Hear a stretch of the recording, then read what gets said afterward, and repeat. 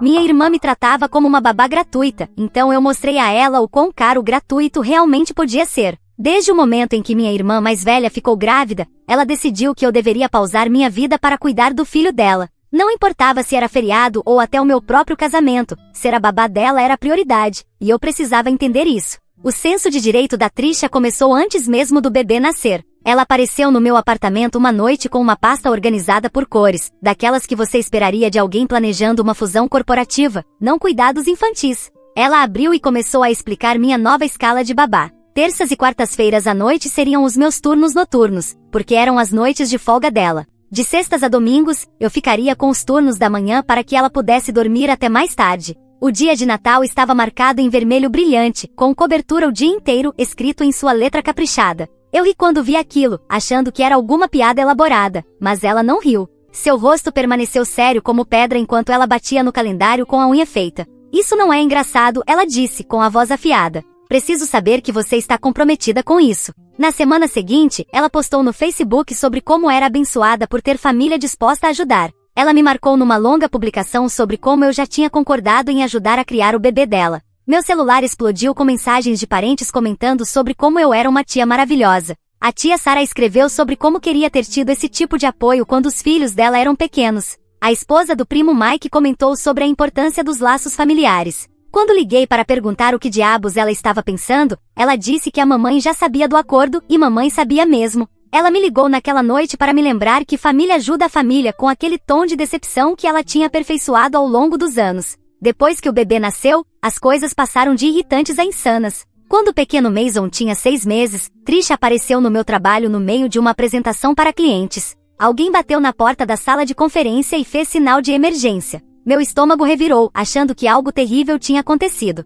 A emergência era Trish, no saguão com Mason no bebê conforto. Ela usava óculos de sol de grife dentro do prédio e rolava o feed no celular. Disse que era o timing perfeito, o compromisso dela era em 20 minutos. Que compromisso? A manicure. Ela simplesmente lembrou o quanto precisava de uma. Saiu pela porta antes que eu pudesse entender o que estava acontecendo, me deixando lá com o bebê e 12 clientes confusos olhando através das paredes de vidro da sala de reunião. Mas isso nem foi o ponto final. Veja, minha melhor amiga da faculdade ia se casar, e eu era a madrinha de honra. O local era deslumbrante, um celeiro restaurado com luzinhas e rosas brancas por toda parte. Mas minutos antes de entrarmos, ouvi um choro vindo do estacionamento. Eu e todo mundo viramos para olhar, e lá estava Trish, empurrando o carrinho do Mason pelo cascalho, de salto agulha. Ela me entregou um bilhete escrito, cuide disso. Tenho um encontro. E foi embora. Mason chorava aos berros. Todos me olhavam como quem dizia que diabos, e foi então que notei as marcas de dedos nos braços dele. Pela primeira vez, elas eram leves, mas inconfundíveis pequenas marcas roxas nos bracinhos. Tive que passar a cerimônia de casamento no banheiro, tentando acalmar o Mason. A acústica fazia o choro dele ecoar nas paredes de azulejo, e eu ouvia os votos sendo ditos, abafados, do outro lado da porta. Como se isso não fosse ruim o suficiente, minha mãe era praticamente a Trish, só que mais velha. Começou a trazer o Mason para o meu apartamento sem avisar. Eu chegava do trabalho e a encontrava no meu sofá com ele. De alguma forma, ela tinha uma cópia da minha chave. No segundo em que me via, largava tudo e ia embora. Nunca perguntava se era conveniente, nunca deixava dinheiro para fórmula ou fraldas, que eu sempre acabava comprando. Simplesmente saía. O pior de tudo era como Mason se encolhia sempre que alguém se movia rápido demais. Ele claramente não estava sendo bem cuidado, sempre com fome, roupas mais sujas do que limpas, assaduras que nunca cicatrizavam completamente. Tudo chegou ao limite quando anunciei minha viagem para a Alemanha. Meu noivo tinha me pedido em casamento há 8 meses, durante a última visita dele, ajoelhado na neve, do lado de fora do mercado de Natal, e desde então não nos víamos.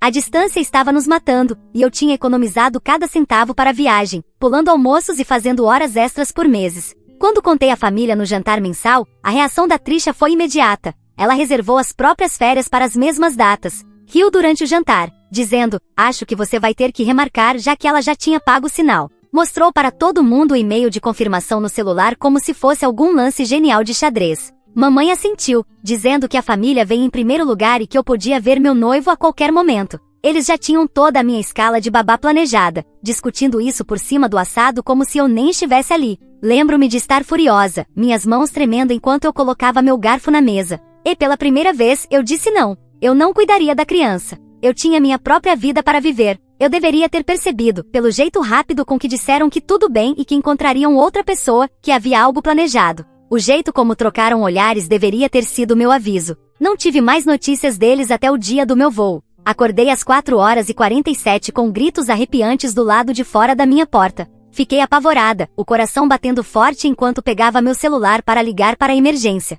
Caminhei até a porta de pijama, abri lentamente a portinhola da carta e espiei por ela. Foi quando vi. Era Mason sozinho na soleira da minha porta, vestindo apenas uma fralda e uma camiseta. A luz da varanda iluminava seu rostinho coberto de lágrimas. Abri a porta e vi um bilhete colado em sua camiseta. Obrigada por cuidar dele. Fiquei chocada. Peguei Mason no colo e senti o quanto ele estava gelado. Seus lábios estavam, de fato, azulados. Enrolei-o em um cobertor quente e comecei a acalmá-lo com uma mão, enquanto com a outra ligava para meu namorado. Ele já sabia da situação com Trish, me ouvirá desabafar incontáveis vezes, e quando contei o que estava acontecendo, ele não hesitou. Disse que estava reservando o próximo voo para cá. Me enviou a confirmação em poucos minutos, e foi então que comecei a agir. Verifiquei a câmera de segurança do lado de fora da minha casa, que mostrava Trish deixando Mason na minha porta às 4 da manhã. Ela nem sequer bateu. Simplesmente o deixou ali e correu de volta para o carro, seu rosto visível claramente nas imagens. Repito. Ela deixou seu bebê do lado de fora, apenas com uma camiseta, no meio de janeiro, sem saber sequer se havia alguém em casa.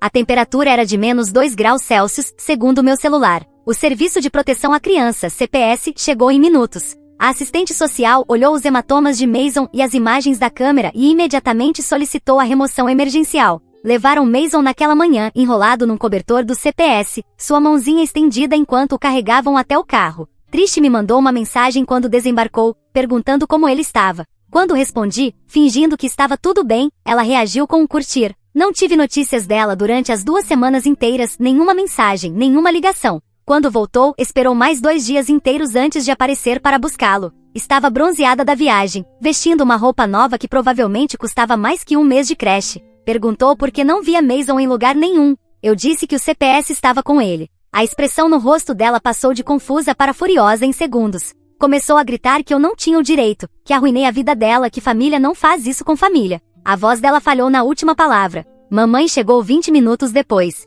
Deve ter ultrapassado todos os limites de velocidade para chegar tão rápido. Entrou já gritando, dizendo que eu traí a família e como pude fazer isso com minha própria irmã. O rosto vermelho, o cabelo normalmente impecável, desgrenhado. Mostrei as 2 as imagens da câmera de segurança no meu laptop. Mamãe ficou em silêncio por uns 10 segundos antes de começar a inventar desculpas. Trish estava estressada, era mãe solteira, só precisava de uma folga. Eu não conseguia acreditar no que estava ouvindo. A assistente social do CPS tinha me dado seu cartão e disse para ligar caso qualquer uma delas aparecesse. Mandei uma mensagem para ela enquanto ainda estavam gritando. Ela respondeu que enviaria alguém imediatamente e que eu não deixasse que levassem nenhuma das coisas de Mason. Trish tentou empurrar-me para pegar a mochila de fraldas do Mason. Eu a bloqueei e ela realmente me empurrou com força. Caí para trás e bati com a cabeça na mesa de centro. Tudo ficou embaçado por um momento, estrelas dançavam na minha visão. Quando consegui focar novamente, meu noivo estava ali. Chegará a tempo de ver Trish me empurrar. Ajudou-me a levantar e se posicionou entre mim e minha família.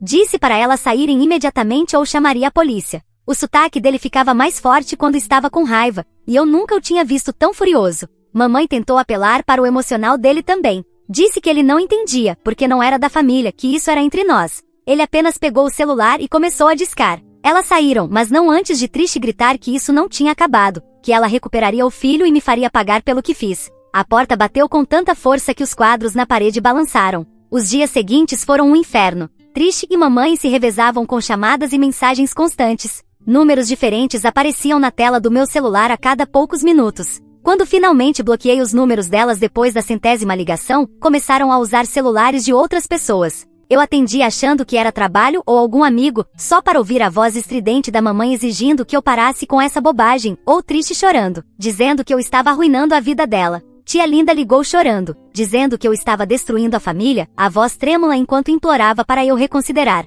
Tio Pat deixou um correio de voz dizendo que eu precisava resolver isso antes que piorasse, o tom normalmente alegre dele substituído por algo mais sombrio, quase ameaçador. Troquei as fechaduras depois de encontrar arranhões em volta da fechadura uma manhã. O metal estava riscado e desgastado, como se alguém tivesse tentado forçar com ferramentas amadoras. Meu senhorio Frank, um homem mais velho, áspero mas bondoso, disse que parecia que alguém tentará arrombar. Balançou a cabeça, murmurando que já vira esse tipo de coisa antes em disputas familiares. Instalei uma câmera na campainha também, e ela captou Trish rondando meu prédio em horários estranhos. As imagens a mostravam andando de um lado para o outro às 3 da manhã, olhando para minha janela, às vezes por horas. A investigação do CPS avançou rapidamente. A assistente social, Rebecca, me chamou para uma entrevista dentro de 48 horas após meu relato. Ela era uma mulher de meia idade, com olhos gentis, mas uma postura firme. Usava um terno cinza simples e sapatos práticos. Ela perguntou sobre tudo que eu tinha testemunhado, anotando em um bloco legal amarelo com uma eficiência treinada.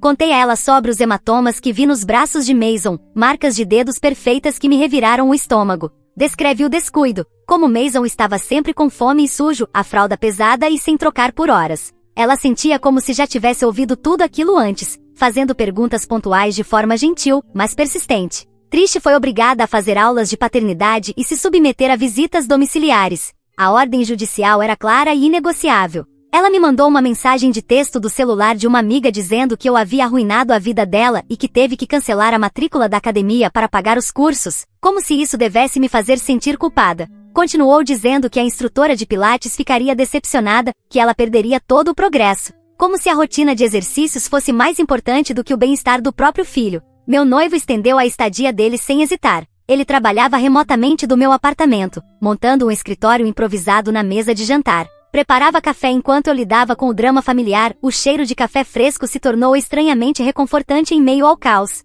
Planejamos essa reunião romântica por meses, reservas em restaurantes, viagens de fim de semana, todas aquelas coisas com as quais casais à distância sonham. Em vez disso, ele me ajudava a documentar o assédio, fazendo capturas de tela e organizando evidências em pastas bem rotuladas no meu laptop. 2 semanas após o CPS levar Mason, recebi uma ligação de Rebecca. A voz dela era profissional, mas dava para sentir o peso. Trish havia falhado no exame toxicológico. Cocaína, disse Rebecca. Isso explicava muito sobre o comportamento errático, as mudanças de humor, a paranoia. Eles estavam colocando Mason com uma família adotiva temporária enquanto a investigação continuava. Ela me garantiu que era uma boa família, experiente com crianças traumatizadas. Foi então que tudo escalou. Voltei do trabalho e encontrei a porta do meu apartamento escancarada, a luz do corredor invadindo minha sala escura. Meu coração disparou enquanto empurrava a porta mais para dentro, com o celular pronto para discar 911. Nada havia sido roubado, mas tudo estava ligeiramente fora do lugar.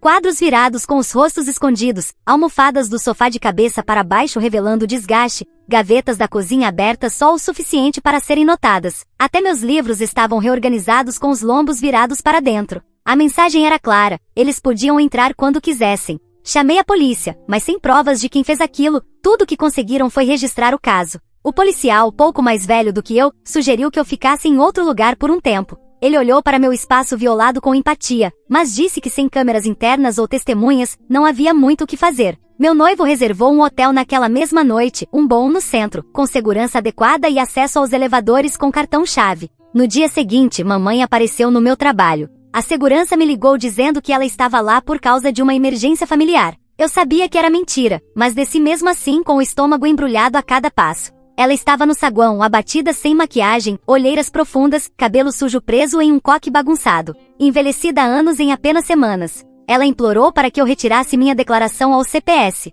A voz dela falhou enquanto dizia que Trish estava muito frágil, e que eu estava destruindo minha irmã. Quando tentei sair, ela agarrou meu braço, as unhas cravando forte o suficiente para deixar marcas em forma de meia-lua. A segurança teve que escoltá-la para fora, enquanto ela gritava sobre lealdade familiar, sobre como papai se envergonharia de mim, sobre como eu não era mais filha dela. Meus colegas fingiram não olhar enquanto eu voltava para minha mesa tremendo. Comecei a receber pacotes estranhos no trabalho, roupas de bebê com bilhetes anexados chegavam diariamente. Ele sente falta da tia, você fez isso família para sempre. Um dos pacotes continha um macacão que eu havia comprado para Mason no Natal, ainda com a etiqueta. Outro tinha uma foto de Mason chorando, claramente tirada recentemente. O RH se envolveu depois do 5º pacote. Aumentaram a segurança e passaram a me acompanhar até o carro todas as noites, o segurança puxando conversa para quebrar o clima estranho. O ex-namorado da Trisha me procurou pelo Facebook. A mensagem dele era longa e desesperada, explicando como ele vinha tentando conseguir a guarda de Mason há meses, mas Trish sempre convencia os juízes de que ele era instável.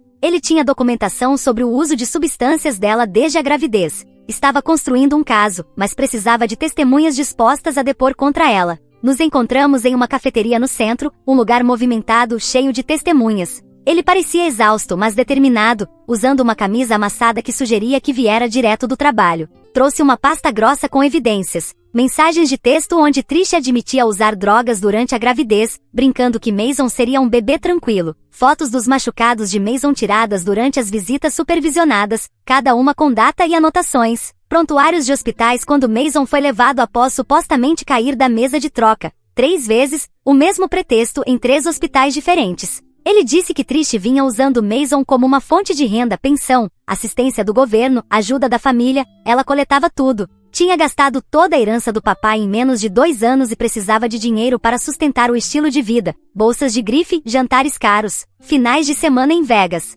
Mason era apenas mais uma fonte de dinheiro. As mãos do homem tremiam enquanto ele me mostrava extratos bancários provando que nunca deixou de pagar pensão, apesar de Trish dizer a todos que ele era um inútil. Dei a ele o contato da Rebecca. Ele me agradeceu com lágrimas nos olhos, dizendo que só queria que o filho estivesse seguro. Mostrou vídeos do apartamento dele, com um quarto infantil já montado, brinquedos e livros esperando. Eu acreditei nele. Era um pai que queria o filho de volta, não um ex-amargurado buscando vingança. Naquela noite, Trish apareceu no hotel. Não sei como ela nos encontrou, tínhamos sido tão cuidadosos. Ela estava sob efeito de drogas, os olhos tão dilatados que mal se via a íris azul. Falava rápido sem formar frases completas. Batia na nossa porta, gritando sobre traição familiar, dizendo que eu devia isso a ela. Reclamava de ter trocado minhas fraldas quando eu era bebê, de como me protegeu dos valentões na escola. Outros hóspedes reclamaram, e a segurança do hotel a removeu, mas não antes de ela chutar a porta com tanta força que deixou uma amassadura. Meu noivo não aguentou mais.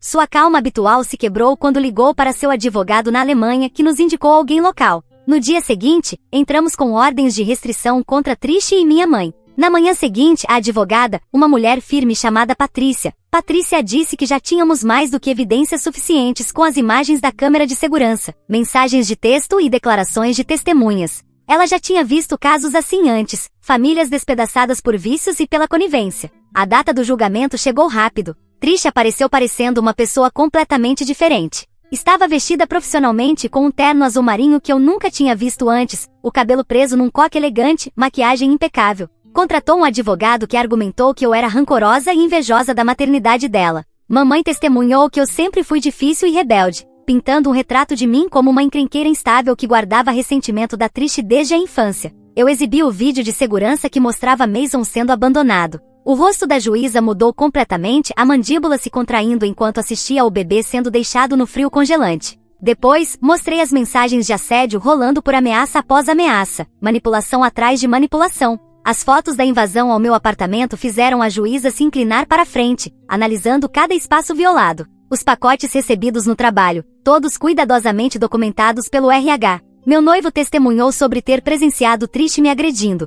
Seu sotaque espesso de emoção enquanto descrevia a violência dela. O advogado da Trish tentou argumentar que tudo não passava de um mal-entendido familiar, algo exagerado, e sugeriu aconselhamento, mediação, qualquer coisa menos intervenção legal. A juíza não comprou essa história. Ela concedeu as ordens de restrição imediatamente. Trish teve que manter distância de 150 metros de mim, da minha casa e do meu local de trabalho. Mamãe recebeu as mesmas restrições. A voz da juíza foi firme ao adverti-las que qualquer violação resultaria em prisão imediata. Do lado de fora do tribunal, Trish perdeu completamente o controle. Gritava que eu me arrependeria, que família para sempre, que eu precisaria dela um dia, quando tivesse meus próprios filhos. O cabelo perfeitamente arrumado se soltou enquanto ela gesticulava descontroladamente. A segurança do tribunal interveio quando ela avançou em minha direção, os punhos cerrados. Mamãe apenas me encarou com um olhar gelado de decepção, como se eu fosse uma estranha usando o rosto da filha dela, antes de ir embora sem dizer uma palavra. As ordens de restrição não pararam tudo. Outros membros da família se tornaram os macacos voadores, fazendo o trabalho sujo da Trish e da mamãe. A prima Sarah postou no Facebook dizendo que eu era mentalmente instável e estava destruindo a família. Compartilhou fotos antigas de reuniões familiares, circulando meu rosto e adicionando legendas cruéis. A tia Karen compartilhou artigos sobre denúncias falsas ao CPS que arruinaram a vida de mães inocentes, me marcando em cada um deles. Comecei a documentar tudo. Cada postagem foi capturada e salva, cada mensagem de números desconhecidos registrada, cada vez que via alguém deles perto do meu prédio, anotado com data e hora. Meu laptop se encheu de pastas com provas. Minha advogada disse que era inteligente construir um caso para proteção estendida, que juízes apreciavam documentação minuciosa. O pai do Mason conseguiu a guarda emergencial depois dos resultados do exame toxicológico. Ele me enviou uma foto do Mason em seu novo quarto, finalmente limpo e alimentado. O bebê estava realmente sorrindo, usando roupas frescas e do tamanho certo. Ele disse que o menino estava melhor, dormindo a noite toda sem chorar de medo, sem mais se encolher quando adultos se aproximavam rápido demais.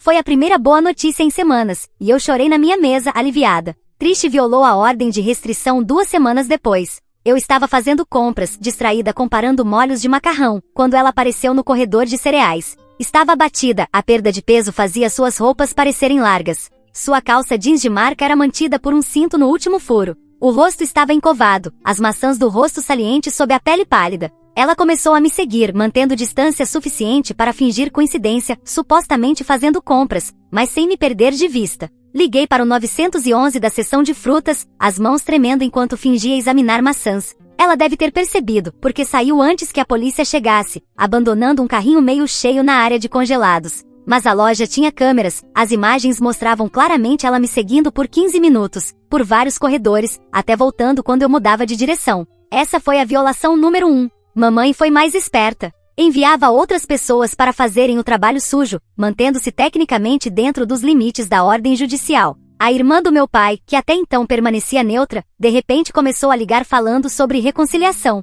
Disse que mamãe estava de coração partido, que eu precisava ser a pessoa maior, que a família era mais importante do que estar certa. Gravei as ligações por orientação da minha advogada. Patrícia disse que o padrão de assédio por meio de terceiros poderia ser útil depois. O trabalho virou meu refúgio. Minha chefe Janete sabia da situação e me deixava trabalhar de casa quando necessário. Checava comigo todos os dias, oferecendo apoio além do profissional. Meus colegas de trabalho formaram uma barreira protetora, filtrando ligações e visitas. O recepcionista Marcos, ex-segurança de boate, virou especialista em identificar parentes tentando entrar. Mantinha uma lista com fotos em sua mesa com pessoas a serem barradas. Meu noivo teve que voltar à Alemanha por motivos de trabalho. Na manhã em que partiu, nós 2 choramos no estacionamento do aeroporto. Ele prometeu voltar logo para começar o processo de visto, para que pudéssemos ficar juntos permanentemente. Já tinha começado a estudar a lei de imigração americana, salvando sites de advogados e exigências de processo. Assisti ao avião decolar sentindo-me completamente sozinha, o peso de tudo desabando sem a presença constante dele.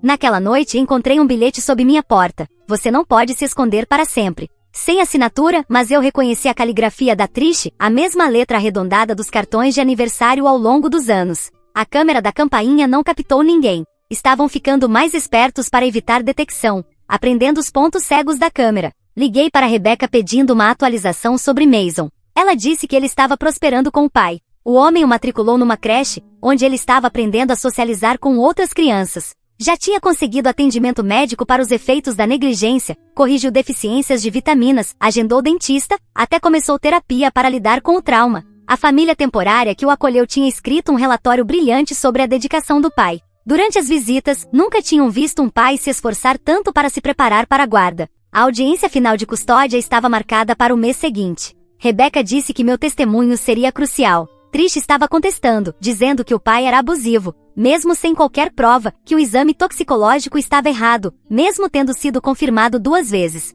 Que todos conspiravam contra ela, um clássico desvio de responsabilidade. Ela contratou um novo advogado, conhecido por aceitar casos difíceis, provavelmente o único que ainda aceitava trabalhar com ela. Contratei uma empresa de segurança para vasculhar meu apartamento em busca de escutas. Depois de descobrir que conversas que só tinha em minha sala de estar estavam aparecendo em fofocas da família, meus parentes macacos voadores estavam repetindo palavras que só poderiam ter sido ditas dentro do meu apartamento. Descobriram 2 dispositivos de gravação, um dentro da luminária da sala e outro no detector de fumaça do quarto. Equipamento de nível profissional, nada daqueles baratos de loja de espionagem. A polícia adicionou isso ao meu processo, mas disse que provar quem os colocou era quase impossível, sem impressões digitais ou registros de compra. Dormir se tornou difícil. Qualquer barulho me fazia pular, uma porta se fechando, um carro estourando o escapamento, até o zumbido da geladeira parecia ameaçador. Conferia as fechaduras várias vezes, atualizava os feeds das câmeras obsessivamente, patrulhava meu pequeno apartamento com um taco de beisebol. Meu médico receitou remédio para ansiedade depois que confessei que estava há 3 dias sem dormir. Disse que o estresse estava afetando minha saúde. Perdi 7 quilos sem tentar, minhas roupas pendiam no corpo como as da Trisha. Então veio a violação número 2. Eu estava indo para o carro após o trabalho, com as chaves entre os dedos como aprendi nas aulas de defesa pessoal, quando Trish apareceu por trás de uma van. Ela claramente estava sob efeito de drogas, pupilas dilatadas apesar da iluminação forte da garagem, movimentos bruscos e imprevisíveis. Agarrou meu braço antes que eu pudesse reagir, me girando com uma força surpreendente. Ela começou a gritar que eu precisava consertar isso, que Mason precisava da mãe dele, que a família estava se despedaçando por causa do meu egoísmo. Seu aperto era doloroso, desesperado, unhas rasgando a pele através da jaqueta. Gritei por ajuda e ela me soltou, correndo para um carro à espera. Mamãe estava dirigindo, o rosto uma máscara de determinação enquanto saía cantando o pneu da garagem. Dessa vez a polícia levou a sério. 2 violações significavam prisão possível. Prenderam Trish naquela noite na casa da mamãe. As imagens das câmeras corporais mostraram Trish tentando dar descarga em algo no banheiro enquanto mamãe discutia com os policiais sobre mandados. Mamãe foi acusada como cúmplice por ter dirigido o carro de fuga. As fotos das duas foram parar num blog local sobre crimes. Trish parecia derrotada e em frangalhos. Mamãe, de algum jeito, ainda conseguiu parecer decepcionada para a câmera. Os familiares surtaram. Meu telefone não parava de tocar até que troquei de número. O zumbido constante me causava crises de ansiedade. Criaram contas falsas nas redes sociais para me mandar mensagens, cada uma com variações sutis do meu nome. O tio Pet apareceu no meu trabalho, rosto vermelho, gritando, até ser retirado pela segurança. Marcos, o recepcionista, depois me contou que ele ameaçou esperar no estacionamento, mas uma ligação para a polícia o desestimulou. A família se fechou em torno da Trish e da mamãe, me pintando como a vilã que destruiu tudo. Minha advogada entrou com pedidos de extensão das ordens de proteção e denúncias criminais. A promotora, uma mulher jovem que lidava com casos similares, disse que com as provas em vídeo e as testemunhas, Trish provavelmente enfrentaria até 1 ano de prisão por violar a ordem de restrição 2 vezes. Mamãe, como cúmplice, poderia pegar até 6 meses. Patrícia explicou que juízes estavam levando esse tipo de violação muito mais a sério agora, especialmente com esse padrão claro de escalada. Mudei de apartamento sem contar a ninguém da família. Somente meu noivo, minha chefe e minha advogada sabiam o novo endereço. Contratei uma empresa especializada em realocação discreta para vítimas de violência doméstica. Fizeram a mudança às 3 da manhã para evitar qualquer detecção, usando caminhões sem identificação e rotas diferentes para despistar possíveis perseguidores. Tinham até estratégias para despistar, como observar os retrovisores constantemente. O novo lugar tinha segurança reforçada, prédio com porteiro, onde visitantes precisavam ser anunciados. Câmeras por toda parte, até nos elevadores. Acesso com chave eletrônica rastreável. O porteiro James, um ex-militar, levou minha situação a sério depois que expliquei.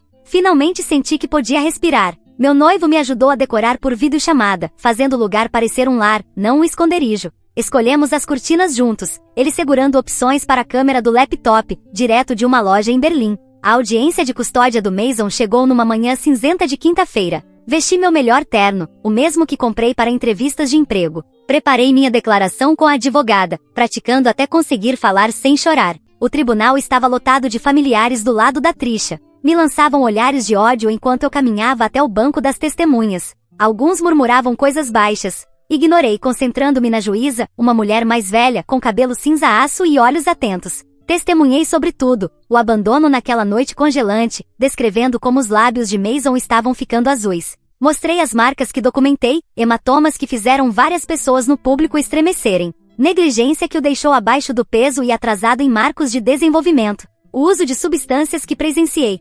Trish nem tentava mais esconder. Levei capturas impressas de mensagens de texto em que ela admitia ter usado drogas durante a gravidez. Fotos dos ferimentos de Mason que o pai dele havia compartilhado. As filmagens em um pendrive que mostravam Trish deixando o bebê sozinho várias vezes. O advogado da Trish tentou me descreditar, sugerindo que eu tinha inveja da vida dela, mas as provas falavam por si. O pai do Mason testemunhou em seguida. Trouxe prontuários médicos mostrando a melhora do filho em poucas semanas, ganho de peso, hematomas em cicatrização, habilidades motoras aprimoradas. Relatórios da creche sobre o desenvolvimento, como ele havia passado de um bebê retraído para um que brincava com outras crianças. Até mostrou um vídeo do Mason rindo e brincando, pegando brinquedos, fazendo sons felizes, em vez dos gemidos constantes que eu lembrava. A diferença era gritante. Era um bebê feliz e saudável agora. Trish foi a última a testemunhar. Culpou todo mundo menos a si mesma. Disse que eu tinha inveja da beleza e do sucesso dela. Que o ex era abusivo, mesmo sem nenhum boletim de ocorrência.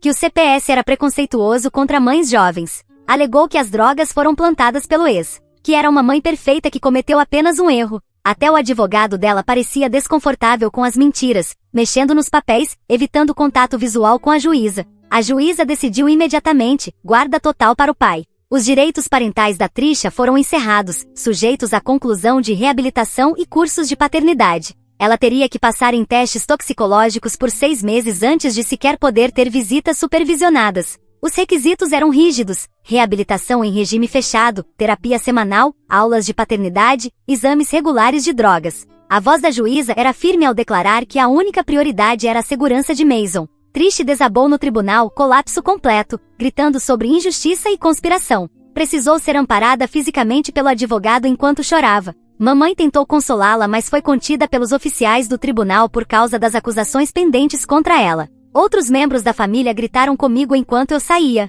Alguém atirou uma garrafa de água que errou o alvo, espirrando contra a porta do tribunal. Tia Karen gritou que eu havia matado minha irmã, que o sangue dela estaria em minhas mãos naquela noite. Recebi uma ligação de um número desconhecido. Quase não atendi, mas algo me fez atender. Era a tia Linda, irmã do meu pai, que havia se mudado para o Colorado anos atrás. Ela disse que vinha acompanhando a situação através das fofocas da família e queria que eu soubesse que eu fiz a coisa certa. Sua voz era calorosa, acolhedora, tão diferente de tudo que eu vinha ouvindo. Ela me contou sobre o comportamento da Trisha na adolescência, o que a família sempre encobriu, os roubos da carteira do meu pai, as mentiras sobre onde passava as noites, a primeira internação para reabilitação aos 17 anos, que mamãe dizia ser um retiro de bem-estar, como a mamãe sempre a protegia, inventando desculpas, pagando dívidas, limpando os rastros. Como papai tentou ajudar Trish antes de morrer, mas mamãe o sabotava, acusando-o de ser duro demais com a filha sensível. Aquilo explicava tanto. A disfunção familiar vinha de gerações, um ciclo de encobrimentos e permissividade.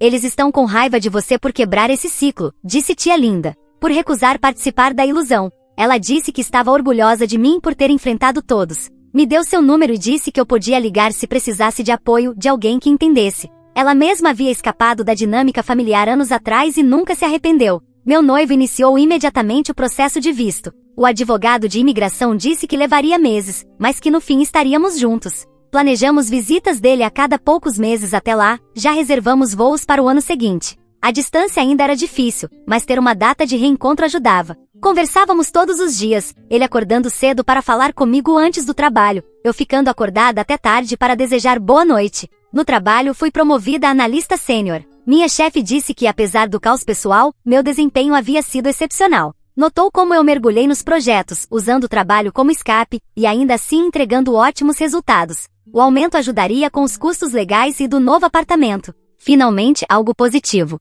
Meus colegas organizaram uma pequena comemoração cuidadosa, discreta, considerando tudo o que eu vinha enfrentando. O julgamento da mamãe veio primeiro. Ela se declarou culpada para evitar prisão. O advogado a convenceu de que era a melhor opção. Pegou liberdade condicional, serviço comunitário num banco de alimentos local, e ordens de restrição estendidas. Ela teria que ficar longe de mim por 5 anos. Chorou durante a sentença, dizendo que só queria a família reunida, que agora havia perdido ambas as filhas. A juíza lembrou de que ações têm consequências, que ela escolheu proteger o abuso em vez de proteger uma criança. O julgamento da Trisha foi mais confuso. Ela se declarou inocente, demitiu 3 advogados que sugeriram um acordo, fez acusações absurdas sobre conspirações envolvendo o CPS, o ex e eu, alegou que planejamos tudo para roubar Mason e sua herança. A promotora exibiu as filmagens de segurança mostrando Trisha abandonando Mason no frio. O júri deliberou por menos de 1 hora, culpada de todas as acusações, negligência, colocar criança em perigo, violar a ordem de restrição 2 vezes. Pegou 8 meses na prisão do condado, 2 anos de liberdade condicional e reabilitação obrigatória, que teria que completar antes mesmo de ser considerada para visitas supervisionadas.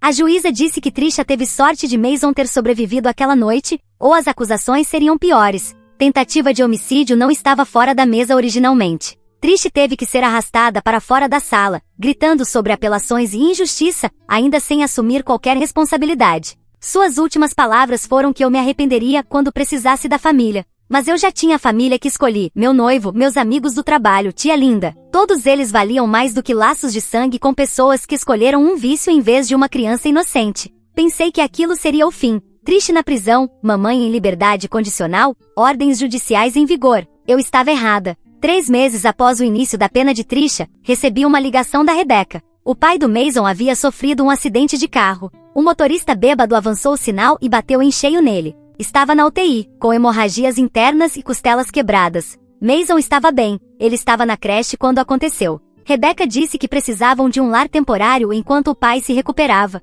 Perguntou se eu consideraria ficar com Mason por um tempo. Minha primeira reação foi, de jeito nenhum, eu mal tinha recuperado minha vida. Mas então pensei naquele garotinho, sendo jogado de casa em casa de novo. Meu noivo e eu conversamos por horas naquela noite. Ele disse que apoiaria qualquer decisão que eu tomasse. Foi ali que tive certeza de que me casaria com ele. Liguei de volta para Rebecca e disse sim. A papelada foi acelerada em 48 horas. Mason chegou numa tarde de terça-feira. Estava maior agora, andando balbuciando. Não me reconheceu de imediato, escondendo-se atrás da perna da assistente social. Comprei alguns brinquedos e montei uma pequena área na sala de estar. Ele se aqueceu depois de 1 hora, especialmente quando levei os biscoitinhos dourados, Goldfish Crackers. Foi aí que a verdadeira tempestade começou. Alguém do CPS vazou para minha família que eu estava com Mason. Meu telefone explodiu com ligações de números desconhecidos. Eu já havia trocado de número 2 vezes, mas de algum jeito eles sempre descobriam. A primeira visita foi da tia Sarah, apareceu no meu prédio tentando enganar a portaria.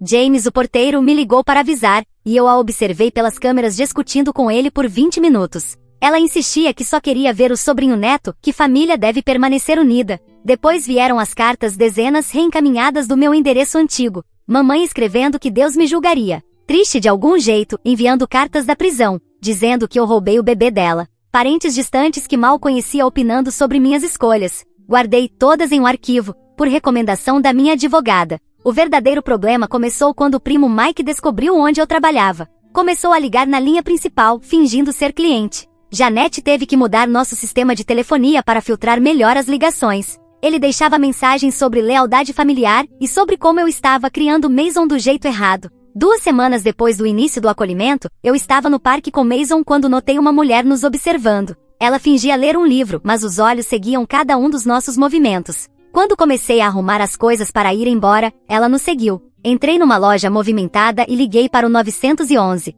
Descobriu-se que era uma amiga da mamãe da igreja. Ela admitiu que mamãe pediu que ela checasse o Mason, já que ela própria não podia. A polícia deu um aviso formal por perseguição. Mamãe alegou que não sabia que era ilegal, já que a amiga tecnicamente não violava a ordem judicial. Minha advogada entrou com uma queixa formal por assédio. A juíza não achou graça no argumento técnico da mamãe. Ela estendeu a ordem de restrição para incluir contato por terceiros. Qualquer macaco voador agora enfrentaria acusações próprias. O pai do Mason saiu do hospital após 3 semanas. Estava em estado delicado, temporariamente em cadeira de rodas, sem poder levantar mais de 5 quilos. O apartamento dele ficava no 3º andar sem elevador, não havia como cuidar do Mason sozinho. Ainda assim, conseguimos montar um cronograma. Eu ficava com Mason durante a semana, e os pais do pai dele nos finais de semana. Eles eram boas pessoas, devastadas por quase perder o filho, mas gratas por eu ter assumido. A mãe dele me ensinou as músicas favoritas do Mason, e o pai me mostrou como ele gostava das mamadeiras. Foi então que surgiu a audiência para a liberação antecipada da Trisha. Boa conduta aparentemente contava, mesmo quando se gritava com os guardas todos os dias. O advogado dela argumentou que ela havia concluído os cursos de controle de raiva e paternidade na prisão. A promotora me chamou como testemunha. Levei fotos mostrando Mason saudável, gráficos de crescimento, conquistas de marcos do desenvolvimento, vídeos dele rindo e brincando. Depois, mostrei os assédios vindos da prisão, cartas que ela enviou por outras detentas, ligações gravadas onde me ameaçava. A juíza negou a liberação antecipada. Trish surtou no tribunal novamente. Gritou que eu havia roubado a vida dela, que provavelmente eu estava envenenando Mason contra ela. Os oficiais a arrastaram para fora enquanto ela gritava que iria me matar quando saísse. O advogado dela desistiu no meio da audiência, dizendo que não poderia mais representá-la depois dessas ameaças. Essa ameaça lhe rendeu mais 6 meses, chamaram de ameaça terrorista. Mamãe tentou visitá-la, mas foi barrada. Trish havia perdido o direito a visitas por começar uma briga com outra detenta. Enquanto isso, Mason ia muito bem. Começou a falar palavras de verdade, a primeira foi cachorro, ao ver o pastor alemão do James. Ele andava pelo meu apartamento explorando tudo, mexendo em armários apesar das travas de segurança. O pai dele melhorava aos poucos, fisioterapia 3 vezes por semana, reaprendendo a andar. Fazia chamadas de vídeo toda noite para ler histórias antes de dormir. A dedicação dele era incrível, enfrentava a dor só para manter aquela rotina. 4 meses após o início da guarda temporária, eu estava no supermercado com Mason quando encontrei Emma, uma amiga da escola. Ela olhou para o Mason no carrinho e empalideceu. Descobri que ela também tinha sido amiga da Trisha, até se afastar quando o uso de substâncias piorou. Emma me contou coisas que eu não sabia, que Trisha vendia drogas para sustentar o vício, que levava Mason a casas de usuários, que Emma uma vez a encontrou desmaiada enquanto Mason chorava em uma fralda suja por horas. Emma disse que havia chamado o CPS meses antes de mim. Me deu o número dela e disse que testemunharia se fosse necessário, que tinha fotos e mensagens provando que Trisha era incapaz muito antes de eu me envolver. O peso da culpa por não ter feito mais era visível em seus olhos. Tio Pat tentou interferir mais uma vez. Apareceu na creche do Mason dizendo que ia buscá-lo por uma emergência familiar. A creche me ligou imediatamente, eu os havia alertado sobre possíveis tentativas. A polícia prendeu Tio Pat por tentativa de sequestro. Essa prisão dividiu a família. Alguns finalmente perceberam que tinham ido longe demais. Tia Linda me contou que vários primos entraram em contato com ela, expressando dúvidas sobre a versão da Trisha. A foto do tio Pat algemado foi um verdadeiro choque, mas os fanáticos dobraram a aposta. Criaram um grupo no Facebook chamado Justiça para Trisha, onde postavam fotos antigas da família e me pintavam como vilã. Arrecadavam dinheiro para a conta da Trisha na prisão e para pagar advogados. Alguém até fez camisetas. Documentei tudo, cada postagem, cada ameaça, cada tentativa de contato. Minha advogada disse que já tínhamos material para um processo civil, mas eu só queria que parassem. Os processos criminais já me esgotavam. O pai do Mason finalmente recebeu autorização para reassumir a guarda após 6 meses. Mudou-se para um apartamento no térreo, adaptou tudo por segurança e contratou uma babá meio período para ajudar durante a recuperação. A transição foi agridoce. Eu me apeguei ao pequeno, sua risada, o jeito como se aninhava em mim na hora da soneca, como aprendeu a dizer meu nome. Mas ver ele correr para o pai com pura alegria fez tudo valer a pena. Era lá que ele pertencia. A audiência final de custódia aconteceu 8 meses depois de tudo começar. Trisha apareceu por videoconferência da prisão, vestindo o uniforme laranja em vez das roupas de grife de sempre. Tinha emagrecido ainda mais, rosto magro e expressão raivosa. Ainda assim, exigiu a guarda total. A juíza revisou tudo, meu depoimento, a recuperação e preparação do pai, as provas da Emma sobre negligência, a campanha de assédio, a tentativa de sequestro. Até a avó do Mason testemunhou, dizendo que encontrou substâncias na bolsa de fraldas da Trisha durante uma visita. Os direitos parentais da Trisha foram terminados de forma permanente. Sem visitas até Mason completar 18 anos, e só se ele assim quisesse. Trisha gritou tanto que cortaram o vídeo dela. A juíza disse que aquele era o caso mais claro de incapacidade parental que havia visto em 20 anos. O oficial de condicional da mamãe me ligou depois, ela havia violado a condicional ao tentar contato por meio de um primo. Voltou ao tribunal. A juíza lhe deu 30 dias de prisão e prorrogou a liberdade condicional. Talvez finalmente aquilo lhe desse uma lição. O visto do meu noivo foi aprovado logo após o fim do julgamento. 2 semanas depois, ele chegou com apenas uma mala, pronto para recomeçar. Nos casamos no cartório com Janete e James como testemunhas. Simples, perfeito, sem drama familiar. O pai do Mason nos convidou para a festinha de 1 ano dele. Ver aquele menino feliz e saudável esmagando o bolo, rodeado por pessoas que realmente o amavam, foi tudo. O pai dele me agradeceu de novo, disse que eu salvei as vidas dos dois. Trish saiu da prisão após cumprir toda a pena, e imediatamente violou a condicional, dirigindo até meu antigo apartamento. Voltou para a cadeia por mais 3 meses. O ciclo continuava, mas eu parei de acompanhar. Não era mais o meu circo. Alguns membros da família eventualmente vieram se desculpar. A prima Sarah admitiu que estava errada, que ver as provas no julgamento abriu seus olhos. Aceitei o pedido de desculpas, mas mantive distância. Confiança se conquista, não se herda. Mamãe nunca pediu desculpas. A última notícia que tive é que morava com o tio Pat, ainda postando no Facebook sobre o neto roubado. Ainda se fazendo de vítima. Ainda protegendo Trish à distância. Algumas pessoas nunca mudam. O pai do Mason e eu mantivemos contato. Ele me enviava atualizações sobre o primeiro dia de aula, jogos de futebol, coisas normais de criança. Mason cresceu feliz e seguro, e isso era tudo que importava. Às vezes, fazer a coisa certa significa perder todo o resto. Minha vida seguiu em frente, novo emprego, nova cidade e finalmente problemas normais, que não envolviam ordens de restrição ou batalhas judiciais. Meu noivo e eu tivemos nossos próprios filhos. Criamos eles com limites e consequências. Engraçado como isso funciona. Olhando para trás, não me arrependo de nada. Naquela manhã em que encontrei Mason na minha porta, eu fiz uma escolha. Família protege uns aos outros, mas isso significa proteger os vulneráveis de seus agressores. Não proteger o abuso. Mason merecia mais. E eu garanti que ele teria.